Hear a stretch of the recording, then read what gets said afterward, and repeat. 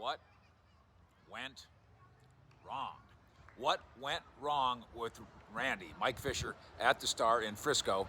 A brunch time behavioral issue. No, nobody acted up in their actual meeting where they were going to close the deal on their 5-year, $70 million contract.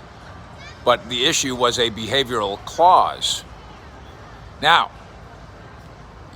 a lot of people pretending that they were in that room, sitting in judgment of both sides. Ah, Randy Gregory, you went back on your word. Oh, Cowboys, you tried to sneak something by him.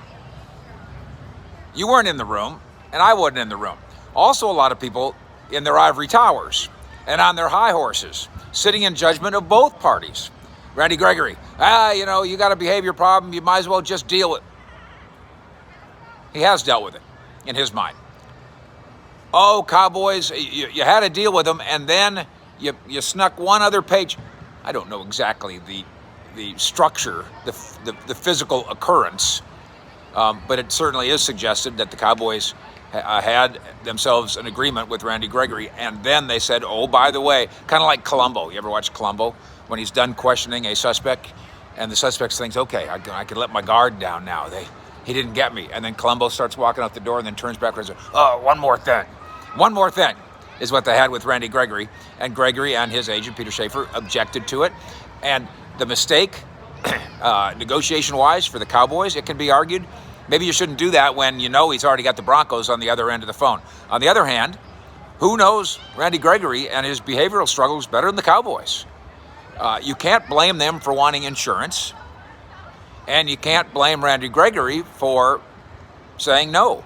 You might want to blame Randy Gregory for being offended by it, if he is. He's lived the life that he's lived. He understands it. And you could blame the Cowboys if you want to by trying to slip in a fast one, a sales technique, if you will. Oh, by the way, there's one more charge on that car you're buying. We forgot to mention you got to pay for the fenders. Pick a side if you want to, but Randy Gregory is gone. Now the next issue is the Cowboys just proved, and did, that they carved out $70 million with a cap room. 14 more million this year thanks to the Tank Lawrence contract. Spend it. Go do something with it. We'll address that a little bit later from the Star. And also, I go one-on-one with Tank Lawrence on everything that's going on with the Cowboys, only here on the Fish Report at the Star. Fish out.